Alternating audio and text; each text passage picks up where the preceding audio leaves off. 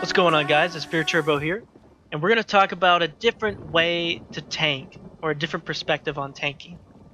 Usually the top 1% guys have Eben, Alkosh, or Powerful Assault, Alkosh, etc. They're trying to buff their DPS and debuff the enemies. If you're looking to just get into tanking, or your teammates are just, you got new damage dealers and whatnot, or maybe the new trial next patch, this build is definitely for you. It's based around protecting your teammates, because when you debuff the boss and you buff your teammates, if they're dead, that won't matter. So basically, this build is going to protect them, especially stamina players. You know, me coming from a stamina background, I like it. I like it a lot. So let's get right into the gear. 5 Imperium. Now, I've been farming this gear. I haven't got all the traits correctly, but I wanted to just go ahead and push out the build so I don't have to keep grinding, because I'm going to have the next couple weeks, we have new content coming out, the PTS and whatnot. So we have 5 Imperium. You're going to want the big pieces infused. And what Imperium does is, when you take damage, you have a 10% chance to grant you and your allies within 8 meters a damage shield that absorbs 14,000 damage for 6 seconds. And this can occur every 15 seconds. It's going to proc a lot, because in trials there's so much damage. There's dots, there's boss mechanics, AoE. So it's just going to proc a lot, trust me. And the 2 and 3 piece health is very good. We'll go into that in just a second. So you're going to want infused on the big pieces. I have a lot of sturdy. You're going to want infused on the big pieces, and you're going to want try and chance on everything. So you see that I have a lot of well-rounded stats through the try and chance, and it also combos really nicely with my race. Because I couldn't get a belt of the Imperium, I got a Lunar Bastion belt here. But basically, we're using Lunar Bastion as well. So this is giving us 5% damage reduction in trials, and it's giving us more healing received and more health, which is good. The 5 piece, when you activate a synergy, you create a huge ass circle around you. So for every 2 seconds, it's going to tick more shields, or refresh the shield on your allies within 8 meters. So this is 8 meters, Imperium is 8 meters, and Lord Warden is within 5 meters. So probably should be bumped up to 8 meters Cinemax, but if we have to be with like stacked on the tank, it's going to help. So basically, we're giving our teammates lots of shields to prevent the overlap of damage that is in trials. With, there's a ton of overlap in damage. It's only like healing cannot prevent the overlap of damage unless it heals in the second or 0.5 seconds that you need that health. So if you get hit with a healing springs and you get hit with 2 overlapping damage that are spaced out in such a short amount of time, you're just gonna die if you don't have a shield. So this is giving people shields and the ability to be healed right now in this current state of the game, and giving them physical and spell resistance by almost 4K.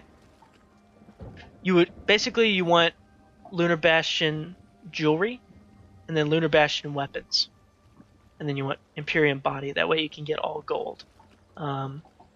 I have to have this because I don't have a belt, and I deleted my Lunar Bastion necklace because I was trying to purge my inventory. You see I'm maxed out here.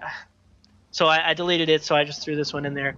But basically you want all gold jewelry, and then you want reduced cost of bash and reduced cost of blocking enchants on your rings, all of them. Also, on the shields, you can either go sturdy, infused, reinforced would be really good. You're already pretty tanky by the 5% damage reduction from Lunar Bastion, so you could probably go infused for extra stats. For my axe here, you'd want defending. And the enchant I have here that isn't gold, if it was gold it'd do much more. It reduces the target's weapon damage and spell damage by 320. So basically, you're debuffing their damage, you're buffing your players' resistances, and Imperium is giving them shields, Lunar Bastion is giving them shields. We're on a DK. We're gonna go into the skills. Pierce armor, you know, major fracture, major breach, debuffing the enemies and taunting them. Heroic slash was give you the ulti-gen. Defensive posture, I don't have it morphed either way. I probably should have this one if I'm tanking Rakat. So we want this one so that it heals us for 19% of our maximum health when we use it, when we get hit by a projectile. Igneous Shield is going to give our teammates a shield and us a big ass shield. So 4 players can get a shield from Igneous, and you'll notice it's almost 12,000. This shield is based off my maximum health. And it gives me major mending. So I use this, and then I Echoing Vigor, and you're giving your teammates the shields that they need to defend against the overlap damage, and you're, a little bit of healing from Echoing. It's not a whole lot, but it's a good amount. And we're using Magma Shell. We're going to combo this during very crucial times to provide maximum protection. This Magma Shell is going to give your allies a shield for 121% of their maximum health for 9 seconds. So basically, this is going to equal out Igneous, Lunar Bastion, and Imperium all at once. It's going to basically double their shield potential. I deleted the clip, but I had a clip of the first boss when we were training on VMAL. FTE was. In the first boss, shield phase, I only had 3 DPS people up. I had a DK, a Templar, and a Nightblade.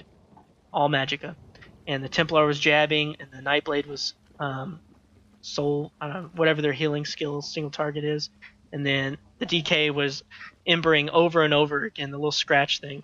And I was shielding them, and we got through the second shield phase of the first boss with no healers. It was just 3 DPS and myself, and I was shielding the shit out of them, and they were DPSing it while their skills were healing them.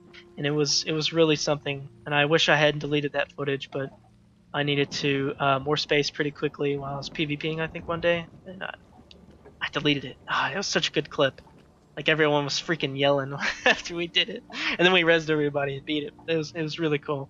So Magma Shell during the tough times. Obviously, you want to keep the aggressive Warhorn up. We're not going to drop that buff, but during a tough time, you'll notice that this only costs 200 and this is 250. So during a tough times, this could possibly be a saving grace right there.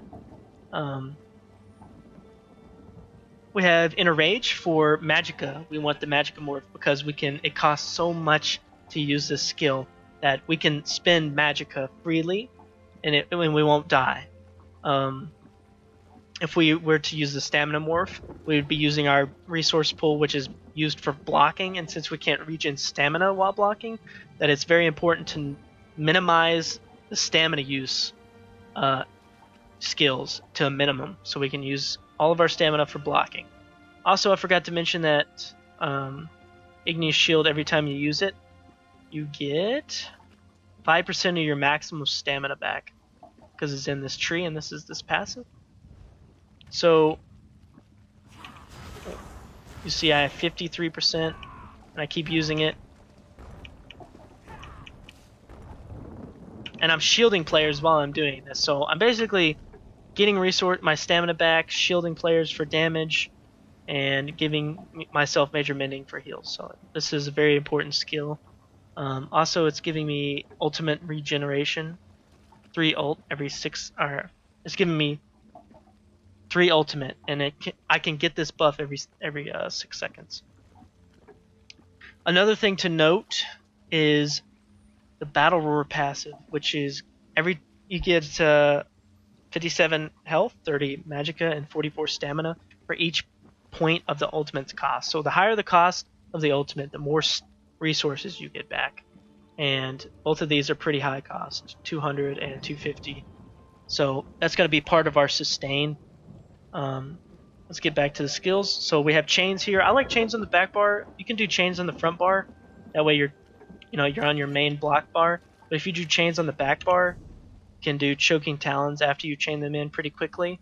And Choking Talons, another thing is, when you use Choking Talons, it puts minor maim on all of the targets it hits. So this is very good. Even if it doesn't CC them necessarily, it still puts minor maim on them. So this is really good because, like we talked about, we want to use our Magicka as freely as possible instead of our stamina. You see how this takes 2,222. That's kind of weird, but it takes 2,222 stamina, and we have to hit. It only hits one target. We'd have to do that on every target to reduce their damage. Maybe it's like elite mobs or like on Rakat. We do it on Rakat, then the Hulk. Instead of doing that on all of those mobs or the Panthers and whatnot, we're just CCing them and minor maiming them with Magicka. So that's what I like to do. It's really good for trash as well. AoE, minor maiming. Volatile armor, which is our major buffs. Obviously, we need these as a tank. This one just is a little dot that helps kind of keep aggro. On certain fights like AA, you can tank the axes away from your group, and you don't have to keep retaunting them because you're keeping aggro on them by doing damage through your armor buff, which is like, it's minor, but it adds up and it keeps the aggro on the axes, which is really nice. And another thing is we're using Turn Undead. Basically, we're putting this down. Look how much stamina this thing costs. 6,664 stamina. But they buffed it so the duration actually reflects a decent amount of how much it cost. It's a pretty long duration, but it is hefty on the stamina. So we oh, you can't even see it. Oh, it went down there. Okay, we'll go down there. So basically, when we're in this, you see that we have this white aura around us, and we're taking 8% less damage. And this is for the entire group. This goes along with Lunar Bastion will be around the outside of it. It's a longer range. And then you have Lord Warden on top of that. And then everyone in this circle. This is a good guideline too, because everyone in this circle is going to be getting your Imperium, your Lunar Bastion, your Lord Warden, and it's just very good for the team. You're giving a lot of protection to your teammates so that they have a chance to survive and be successful in learning the fights, or just staying alive and overlap damage anyway. And then we have Warhorn, of course, as our major buff for our maximum Magicka, health, stamina, and our crit buff. So you want your tanks and your healers running this, but you need to coordinate with your team on when to use this as well. So guys, that was the bars. As you can see, there's a lot of shielding on other players and yourself, a lot of protection, because you want to keep them alive. You want to be able to have them to live longer so they can go through the fight mechanics instead of rezzing a different teammate or, dead on the ground and whatnot. This is a very good stepping stone to the 1% builds because it has a lot of stats and it protects people. So we have 17.5k Magicka, 31, almost 32k health, which is going to affect our Igneous Shield. That's why it's so high. And almost 26k stamina. And like I said, if I had all the gold stuff golded out, our stats would look even better. Also, a side note is, I'm going to show you in a second, which is really freaking awesome. I'm an Argonian, and I like Argonian. I really do. There's other tanking races, and I think every race can pretty much tank as long as you're really good at resource management. But the Lizard is where it's at for resource management. If you're like me, that don't tank that much, or you're new to tanking, or you just like the resource management and how awesome it is, and how lazy you can get with, or how much stuff you can really burn, like this 6k cost. Our Lizard's where it's at because of this passive right here. When you drink a potion, you're going to restore 12% of your maximum health, stamina, and Magicka. So when I drink a potion, it could be any potion, I'm going to restore 12% of my maximum stats, which we have some pretty juicy stats right here. Along with, when I use an ult, I'm going to get stats back as well, which is really, really nice. And then on top of all of that, I'm going to use a tripod, which is giving me back every single stat. So you can see I have so much resource management through those three things. Let me just get rid of all this. I can show you. Let me use a warhorn. This warhorn's much more cost. Yeah, that should be enough. Alright, good. So basically, we're going to use all of our juice. We're going to have nothing in the bank, right? We're going to use an ultimate and a pot. Look at that. I'm all the way to full. That is how powerful Tri-Potions, Argonian passive, and being a DK is for tanking. I highly suggest this. And to utilize pots even more and use your own advice, Fear, is to get the alchemy passive, which I don't have, but I will be getting. It's going to increase the uptime on your potion, the cooldown on your potion, so you can use it more. So guys, if you like this, caught myself. You're going to use the Atromundus. I never do this. You're going to use, I don't have any more tri-food. Let me look. Food. You're going to use the tri-food, which is giving you max health, max magicka, and max stamina. That's how we achieve all our big stats and even stats around with the tri-enchants as well. And you want infused, remember, infused on the big pieces, and the small pieces you want sturdy. Next patch, I'm not really sure. The CP allocation for the green tree might be like all cost reduction, so you might not need small pieces in sturdy, so you could go divines or infused or whatnot, or maybe reinforced, who knows. But currently I'm using 80% cost reduction in the warlord, which might be a little much. I might tone that down, but we're using a lot of magic. Actually, no, I'm not. I forgot. Big cost skill, remember? 80% is good for this. Just think if I didn't have 80% cost reduction. Oh god, next patch. Help me. So I have 14% in here, or 80 points, 62 in here. I have 1 in Sprinter, because you do sprint from packs to packs, and that helps a little bit. Reduce the cost of Bash, you do Bash sometimes.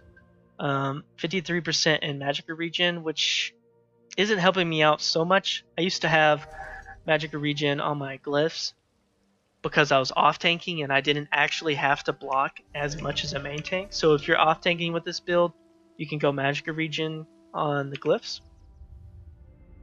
And I might do that next patch, because we're going to use a lot in the Shadow Ward, because we're not going to have cost reduction CP, possibly. So good bit into regen, heavy attacks, if you're off tanking and whatnot. And 2 into Shadow Ward. I don't run out of stam, because I'm constantly pushing the Igneous, using my potions, using my ultimate. So sustain is not really a problem on this build for tanking, whether you're tanking lots of stuff or a few things. The Apprentice, 100 into Bless just to help your vigor heals, 30 into Weapons Expert, when you're light attacking and whatnot. Also Retaliation, this one. Basically, when you block, you have a 15% chance to do magic damage. It helps, but it's not crazy. And then 70% into Precise Strikes. They're probably going to change. They're changing the CP as well, so you could just throw all these points into Althborn or other things. Not much on the blue tree that you can really do as a tank. You could probably put them into Mighty for the Alkosh. Oh, we're not using Alkosh.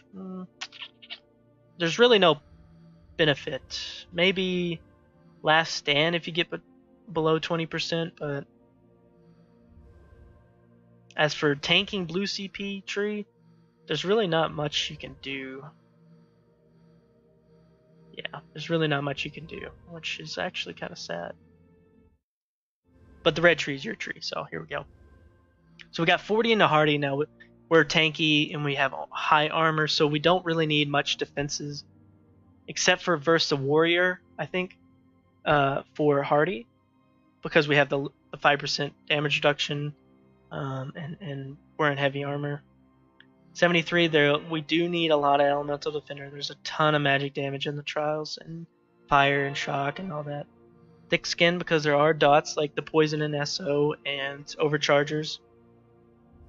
And then here's the big one, 76 points into Bastion, because we're pumping out shields, and yes, it affects your gear sets, your igneous, your magma shell, and whatnot. So that's that.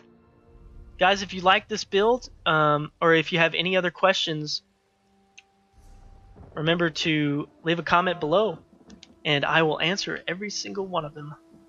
Also, check the description. There'll be additional information about this build and updated on the CP like we talked about. I'll see you in the next video.